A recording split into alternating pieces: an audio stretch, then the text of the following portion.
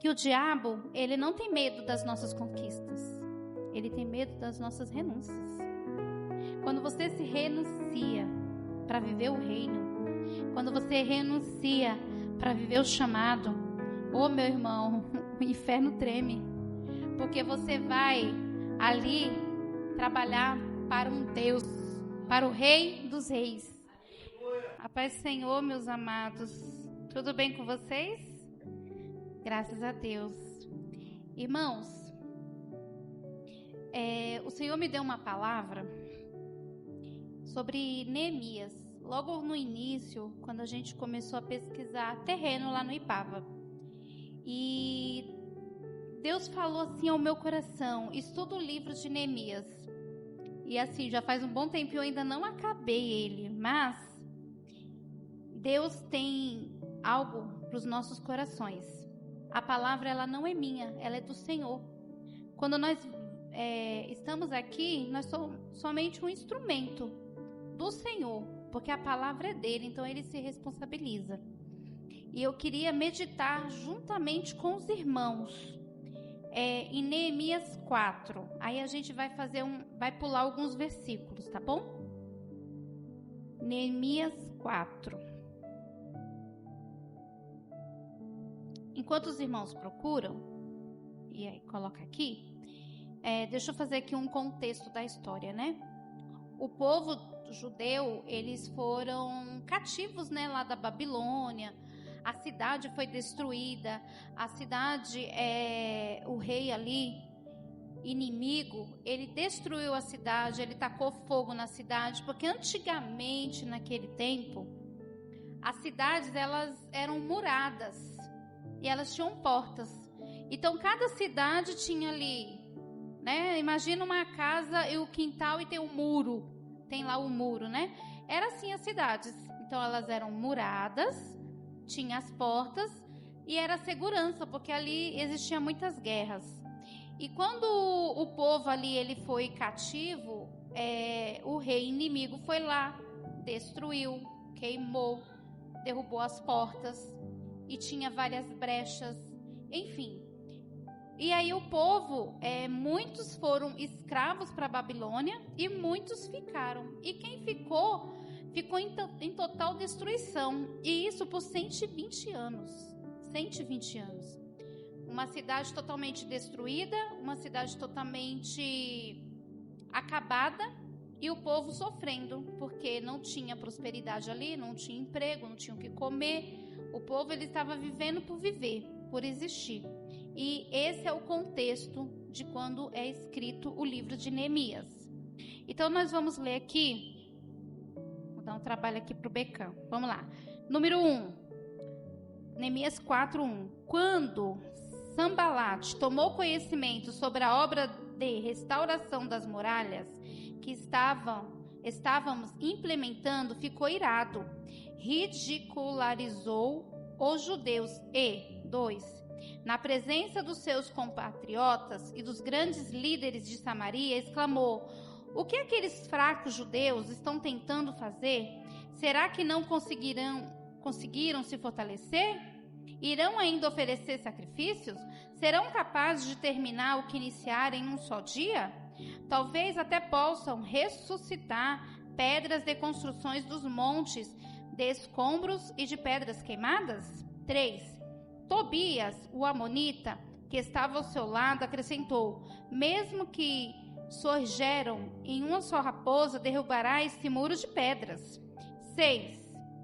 Enquanto tudo isso acontecia, fomos reconstruindo as muralhas, até que em toda a sua extensão chegamos à metade da sua altura, pois toda a população estava com o coração plenamente dedicado à obra. 9. Nós, porém, oramos ao nosso Deus e colocamos guardas para defendermos deles de dia e de noite. 14.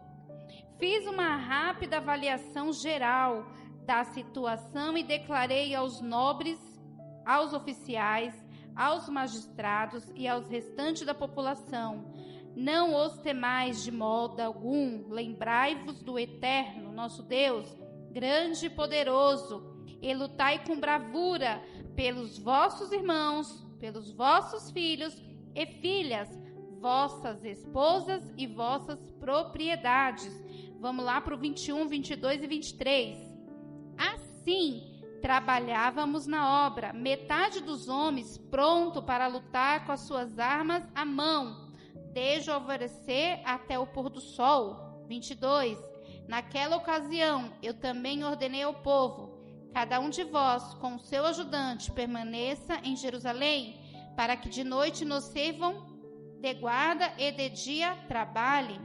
Nem eu, nem meus amigos, nem meus irmãos, nem meus companheiros e os guardas que estavam comigo, sequer trocávamos de roupa. O tempo todo permanecíamos atentos e de arma na mão. Agora nós vamos para Neemias 6:3. 6:3. E enviei-lhe mensageiros a dizer: faço uma grande obra, de modo que não poderei descer. Por que cessaria esta obra enquanto eu a deixasse e fosse ter convosco? Amém? Estou fazendo uma grande obra e eu não posso parar. Aleluia. Irmãos, Neemias, ele estava em uma vida confortável. Mesmo ele sendo um escravo, vamos se dizer que ele era um escravo chique, porque ele era copeiro. Ele comia das melhores comidas e bebia as melhores bebidas, os melhores líquidos, porque o copeiro, ele era um cargo de muita confiança do rei. Porque naquele tempo não se matava como hoje, né? Um rei com arma de fogo. Geralmente eles eram envenenados. Então o rei, ele tinha um copeiro, e aquele copeiro, ele tinha que comer, experimentar a comida do rei. Caso ele não passasse mal, caso ele não morresse, o rei assim poderia comer. E Neemias, ele tinha esse cargo de alta confiança. Era um cargo de muita confiança do rei. E a Bíblia vai dizer, na história de Neemias, que o rei tinha muito agrado. O rei tinha assim, gostava muito de Neemias. Porque você imagina, ele ficava ali lado a lado, porque ele tinha que ir lá toda hora, o rei comendo, ele tinha que estar lá servindo o rei a todo momento. Então, eles tinham um contato direto. E Neemias, ele comia bem, ele bebia bem, com certeza ele dormia bem, mesmo ele sendo escravo. Ele estava numa vida confortável, mesmo num país distante, mesmo num lugar que não era o seu lugar. E quando ele recebe a visita de seu colega, de seu irmão Hanani, e ele pergunta: e aí, como que está lá em Jerusalém? Como estão os meus irmãos? Ele se preocupou com pessoas e não somente com coisas. E eu já aprendo isso, que nós precisamos nos preocupar, amar, investir em pessoas. Coisas passam, coisas são passageiras. Pessoas, a gente tem um vínculo de afeto, de amor, de amizade. E aí, Ananias vai falar: olha, o povo não está bem não, o povo está destruído, o povo está na miséria, está feia a situação lá. E Neemias, ele se sente constrangido dele estar naquela situação e o seu povo ali passando por aquela situação. E aí Deus coloca em seu coração um desejo de reconstruir uma cidade. Ô meu irmão, já pensou Neemias? Ele ter esse desejo, e como que seria ele, somente ele, construir uma cidade? Você imagina alguém chegar e falar assim: eu vou agora tomar conta de São Paulo e vou resolver todos os problemas. Mais ou menos isso.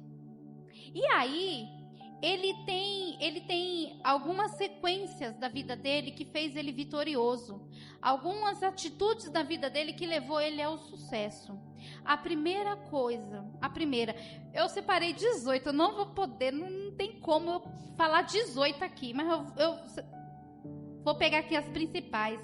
A primeira coisa que ele fez, ele humilhou-se diante de Deus e confessou os seus pecados e o pecado do povo. Ele faz uma oração.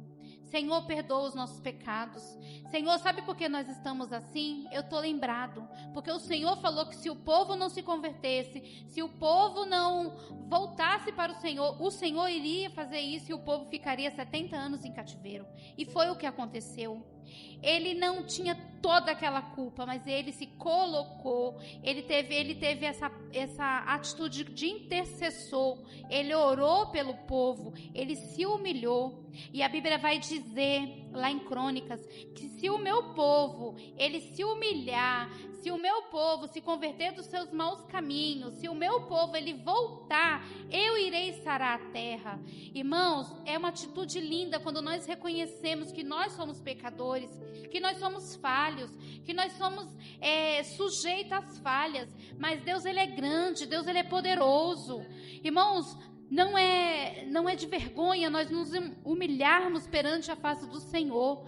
Ao contrário, nós reconhecemos que nós somos pó e Ele é o grande, Ele é o todo-poderoso. É linda a oração que Neemias faz. E aí, depois disso, ele começa a orar e a jejuar. E você acha que foi de imediato? Não. Ele ficou 4 meses orando e jejuando e pedindo estratégia. Eu aprendo aqui com Neemias que muitas das vezes, e ainda mais agora, na situação que nós estamos vivendo, nós queremos ser muito imediatos. Nós queremos tudo para agora. Nós queremos realmente lanche rápido e não aquele trabalho de fazer uma comida, né? Espiritualmente falando, nós queremos tudo para ontem, nós queremos... Eu acho que essa coisa da internet, do mundo, de como que tá, a gente quer tudo instantâneo. E nós, muitas das vezes, não temos paciência de esperar, muitas das vezes nós não temos paciência de estar fazendo um controle, até vou dizer assim, financeiramente. O cartão de crédito, ele pode ser um amigo, mas também um inimigo. Porque ele te dá um poder que você muitas das vezes não tem. Ele te dá um salário, um limite que você não tem. Mas eu tenho um cartão, eu vou comprar. Eu parcelo em 10 vezes e pronto, acabou. E vamos ser felizes. Vai que amanhã eu morro. Aí amanhã você está vivo e com uma dívida que você não está podendo pagar. Então, o mundo de hoje, a situação de hoje, está fazendo que a gente não espere. Que a gente não espere. E Neemias ficou 4 meses orando e jejuando. Ele não foi aquela pessoa impulsiva. Nossa, eu vou fazer. Não. Ele pediu estratégia para o Senhor. E aí, na ocasião certa, ele sabia que Deus iria dar um momento, que o Senhor ia preparar um momento em que ele poderia falar. E foi o que aconteceu. Quando ele entra na presença do rei, ele está triste. E eles não poderiam entrar triste. Por mais que eles tivessem problemas, por mais que eles tivessem brigado com a esposa, dormido de cara feia, ele não poderia demonstrar problema nenhum. Mas ele entra triste, o rei percebe. Olha a proximidade que eles tinham. Ele falou assim, Neemias, por que você está assim? E aí ele encontra a grande oportunidade que ele tinha na vida dele. E a Bíblia vai dizer que ele fez uma breve oração. Mesmo ele orando 4 meses, mesmo ele jejuando 4 meses, quando ele tem a grande oportunidade, ele fala, Senhor, me dá uma sabedoria aqui, porque é a minha oportunidade, é o meu momento. E ali ele faz uma breve oração. E ali ele fala para o rei, ó rei, os meus irmãos, eles estão em total destruição. A cidade está acabada. A cidade, ela está destruída e eu estou triste. E ele fala, e sabe, rei, já que você perguntou, quem pergunta quer resposta. Toma cuidado com as perguntas, viu? Toma cuidado com pergunta, porque às vezes a gente pergunta e a gente quer que vá tudo bem. E de repente a pessoa fala, não dá nada bem. E aí, qual vai ser a sua atitude? E aí quando o rei pergunta, ele fala assim, eu posso ir lá? E o rei fala, quanto tempo você vai demorar? E ali ele vai. E aí, irmãos, olha que homem sábio. Ele fala, rei, eu não quero ir de qualquer maneira.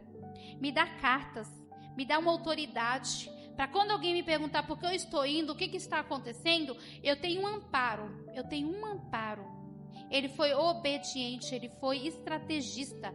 Irmãos, se os políticos lessem Neemias, olha, eles iam ficar bonzinho, hein? Porque Neemias, pensa num homem estratégico. Pense em um homem que ele sabia fazer e colocar as pessoas no local certo. Nós aprendemos isso com Neemias. E aí, ele chega e o rei dá autorização. O rei fala, você vai pegar madeira, você pode pegar o que você precisar. Neemias, você está, olha, com total liberdade. Vai lá em paz. E é isso que ele faz. Quando ele chega na cidade, meus irmãos, é outra coisa que eu aprendo.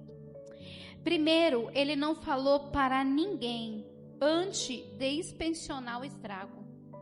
Neemias, lá no capítulo 2, 3, vai falar que ele saiu à noite com algumas pessoas. E ele não falou para ninguém. Ele andou a cidade todinha e ele foi vendo, aqui tem brecha, aqui tem rachadura, aqui precisa levantar, aqui pegou fogo. E ele não falou para ninguém.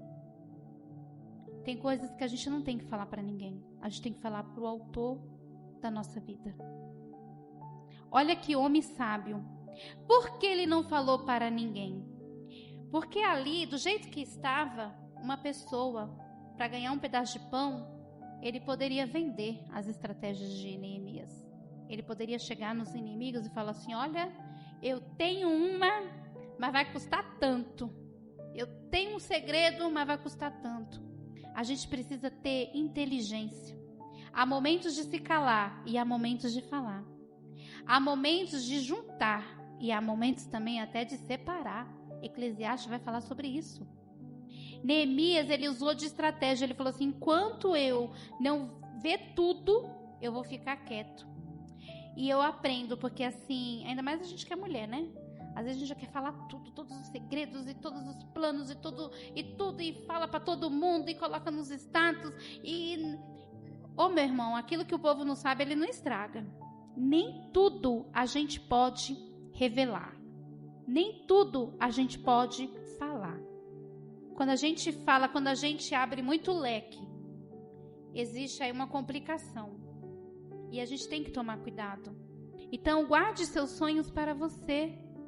Guarde seus projetos para você. E no momento certo você vai poder revelar. No momento certo você vai poder falar. E isso é estratégia. É estratégia de não dar arma para o inimigo. Se ele falasse o que ele queria fazer, se ele chegasse na cidade, opa, cheguei, vou reconstruir. Meu irmão, ia ser uma confusão ali, os inimigos já iam saber qual era o plano e ia estragar, com certeza. Então ele foi estrategista, ele andou, inspecionou, viu aonde que deveria fazer as coisas, para no outro dia chamar o povo para grande responsabilidade, para uma grande obra. Fala, gente, eu vim aqui. Aí ele revelou como que Deus fez. Aí ele falou como que Deus agiu, como que o rei falou, como que ele chegou até aquele local, aonde que ele conseguiu as madeiras. Aí ele pôde falar tudo. Então há momento para todas as coisas. E a gente precisa pedir sabedoria e inteligência ao Senhor, estratégia, para saber qual é esse momento. E aí, o que acontece? Ele não deu atenção à zombaria. Porque mesmo com todas essas estratégias, quando Sanbalate, Tobias e outros souberam, já começaram a zombar. Um pedreiro aqui levanta um muro aí de bloco mesmo, é bloco 15 que fala? 15, né? De 15, bloco 15.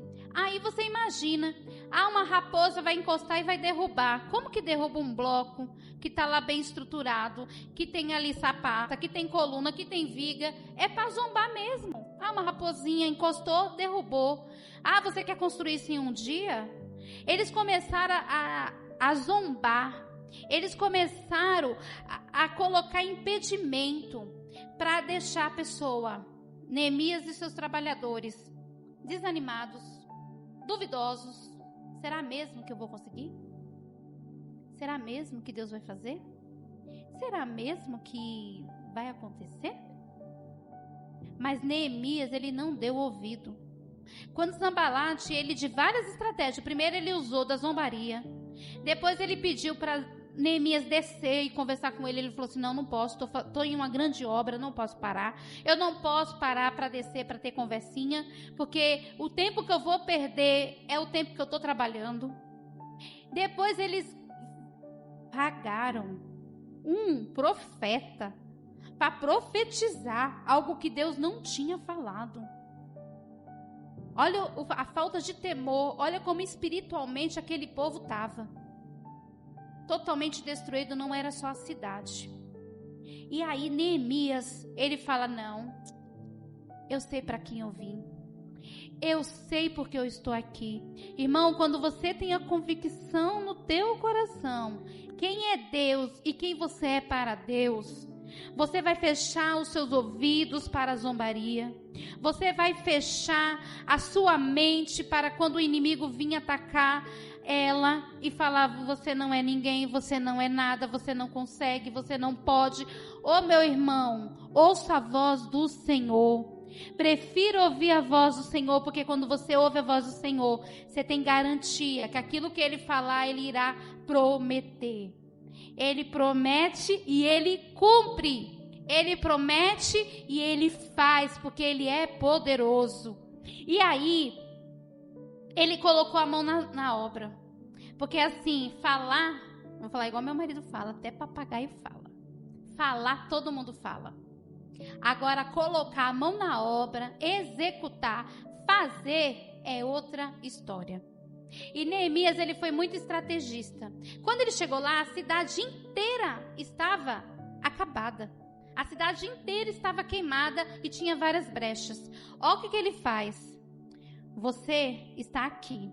Você vai reconstruir essa parte. Fulano está ali. Então ele vai ficar ali e ele vai reconstruir aquela parte. Porque se ele mudasse as pessoas, se ele mudasse os moradores de onde que ele estava, ele ia trazer... como que eu posso dizer? A obra ia atrasar, porque a pessoa ia ter que se deslocar. Aquela família daquela pessoa ia ali ficar à mercê do inimigo. O chefe da casa iria sair. Então Neemias, ele teve toda uma estratégia. Ele não foi ali de brincadeira e sem saber o que fazer, não. Quando ele chegou, quando ele inspecionou, ele já pensou em tudo. E lá, se a gente for ver, eu acho muito bonito, porque lá em Neemias 3, acho que é 3, ele fala, diante dele, após ele, depois, ele vai usar sempre essas palavras, diante, após, junto, depois. É tudo como se fosse um quebra-cabeça que vai se juntando. E ali o povo começou a reconstruir, a fechar a brecha. Quer ter vitória? Fecha a brecha. Fecha a brecha. A brecha é uma coisinha pequenininha. Imagina uma laje, toda batida. Mas tem um furinho e quando chove, lá dentro, lá fora, chove dentro. Fecha a brecha, meu irmão. Fecha a brecha. Qual é a brecha que nós temos aberto, que o inimigo tem ali sondado, rondado, entrado e feito? Fecha a brecha. É simples, fecha a brecha. Quando você fecha a brecha, o Senhor, Ele trabalha a seu favor. Mas se eu deixo brecha na minha vida, ô meu irmão, eu posso orar, eu posso fazer o que for, mas tem aquela brecha, tem aquela coisa, e não vai dar certo. Fecha a brecha. Se você tiver que inspecionar a cidade da tua vida, vai inspecionando e não fala nada para ninguém. Pede para o Espírito Santo, Senhor, vai me dando sabedoria. Senhor, vai me ajudando. Aquilo que eu preciso mudar, Senhor, muda em mim, Espírito Santo. Senhor, aquilo que eu preciso parar de falar, de fazer, de vestir, de andar, de amizade, do que for, Senhor, me ajuda. Eu preciso fechar as brechas da minha vida, para que o Senhor entre e faça morada, e para que o Senhor faça o teu querer sobre mim. Mas com brecha, meu irmão, fica difícil, porque na brecha, mas é uma brechinha, é um buraquinho. Ô, meu irmão, é aí que o inimigo entra. É nessas brechas. Fecha a brecha. E ele vigiou e trabalhou ao mesmo tempo. Neemias, ele foi muito inteligente. Ele separou o povo. Metade estava com a enxada e metade estava com arma. Porque não adiantaria só trabalhar. e não vigiar a cidade. E também só vigiar a cidade e não trabalhar não ia fazer nunca. Então, a gente precisa ser inteligente nessa vida e saber discernimento. Peça ao Senhor e Ele dá. Tiago vai falar assim, aquele que pede sabedoria, o Senhor Ele dá e Ele dá com alegria. E depois, meus irmãos, ele manteve a vigilância para evitar roubo e invasão, até que Deus enchesse plenamente o lugar. Enquanto as brechas não foram tampadas, enquanto a porta não foi colocada, enquanto os muros não foram reerguidos, ele trabalhou, ele vigiou, ele inspecionou, ele orientou. Ele foi um grande estrategista. Foi ele? Não, não foi ele. Mas ele pediu ao Senhor. O que eu faço é por mim? Não, não é por mim. É pelo Senhor. Se você é o que você é porque você é bom, não, não é porque você é bom. É porque o Senhor é na tua vida. Aí alguém pode falar assim, mas eu construí a minha casa. Se o Senhor não te desse saúde para você levantar todos os dias e trabalhar, como que seria? Tem muita gente que tem muito dinheiro, bem mais do que nós, muito mais do que nós, mas não tem saúde para fazer. Mas eu tenho um bom emprego. Quem abriu essa porta para você? Quem foi que abriu essa porta para você? Foi Deus. Tudo é Deus. É por Ele, é para Ele, é por causa dEle que nós estamos aqui em pé, meu irmão. Não é por nós. Não é por nós. É porque nós temos um Deus poderoso, grandioso, que faz muito além do que nós pedimos e pensamos. Muito mais, muito além. Esse ano eu recebi uma grande bênção. Uma bênção que eu esperava há mais de 5 anos. Que foi ser concursada efetiva como professora. Irmãos, aí tem gente que fala assim, nossa, parabéns. Porque assim, entre todos os concursos que teve, o mais difícil foi o que eu tive que fazer, por vários fatores. E só na primeira cortada, foram 97 mil pessoas que fizeram a inscrição e fizeram a prova. Na primeira cortada foi 91 mil pessoas que foram embora, porque não passaram na primeira rodada, né? E aí foi várias etapas e foi eliminando até chegar, né, na convocação lá. E aí as pessoas, muitas amigas falam assim, nossa, parabéns, você é muito inteligente. E eu falo assim, não sou inteligente. Eu tenho um Deus que fez porque Ele prometeu. E Ele cumpriu na minha vida. Porque, irmãos, eu poderia ter estudado como eu estudei. Eu estudei quase 3 anos para esse concurso. Todos os dias. Todos os dias. Eu criei uma meta e eu fui embora. Mas, se naquele dia da prova, Deus Ele não me desse uma sabedoria para eu lembrar de tudo que eu estudei, seria em vão. Então, não é por mim. É pelo Senhor. E aí, quando eu coloquei no meu coração que eu faria um culto de agradecimento, Deus me colocou uma frase.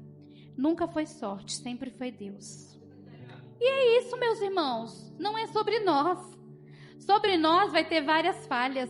Mas sobre um Deus, oh, aleluias, nós vamos ver que nós somos mais do que vencedores, porque Ele é Deus na nossa vida. Então, não é sobre você, mas é sobre o Deus que você serve. Não é sobre mim, mas é sobre um Deus que cumpre promessas. E é assim na nossa vida. E aí, depois de reconstruir a cidade, Neemias chamou o povo para uma reconstrução espiritual, que é o mais importante. Porque do que adianta o homem ganhar todo este mundo e perder a sua alma? A cidade, ela foi reconstruída. Pasme, 52 dias. 52 dias. Aquela cidade inteira foi reconstruída. Há 120 anos ela vivia debaixo de escombros. Há 120 anos ela vivia debaixo de ruínas. Há 120 anos o povo vivia em miséria. O povo vivia sem expectativa de vida. O povo vivia sem expectativa de nada. Só de existir. Mas veio um homem um homem com um chamado, um homem com um sonho e um homem com uma atitude, e falou assim: em nome do Senhor, nós iremos lá e nós iremos fazer. E ele fala em algum desses versículos aqui, se eu não me engano, no capítulo 3, a boa mão do Senhor estará conosco. Este é o segredo. Nós estamos aqui porque a boa mão do Senhor está conosco. Quem era você e quem era eu, se não fosse a boa mão do Senhor? Será que nós estaríamos hoje aqui? Será que nós estaríamos hoje em família? Será que nós estaríamos hoje vivos, se não fosse a boa mão do Senhor? De quantas vezes o Senhor te livrou da morte? Quantas vezes o Senhor te livrou de situações que você poderia perder a sua vida, a sua família, mas a boa mão do Senhor, sabendo que já tinha escrito todos os dias da tua vida e sabia que você teria que ter um encontro com Ele hoje, aqui neste local, Ele te livrou, Ele te guardou, Ele te amparou e Ele te fez vencedor. E é por isso que nós estamos aqui, meu irmão. E depois que ele reconstruiu toda aquela cidade, ele falou: agora nós vamos nos reconstruir espiritualmente. O povo tinha esquecido da lei do Senhor. O povo tinha esquecido até da sua língua. O povo tinha esquecido das festas, das comemorações. O povo, ele tinha esquecido de Deus. Ele levanta ali Esdras. Irmãos, num só dia, Esdras leu o Torá em 6 horas e todo mundo em pé, até as crianças. 6 horas lendo. E tinha que ter intérprete, porque nem todo mundo sabia mais a língua. Olha que coisa. 6 horas e o povo ali reconheceu os seus pecados. O povo ali reconheceu Deus como seu Senhor. Ali eles choraram, ali eles se humilharam, ali eles reconheceram e ali eles voltaram para o seu verdadeiro Pai.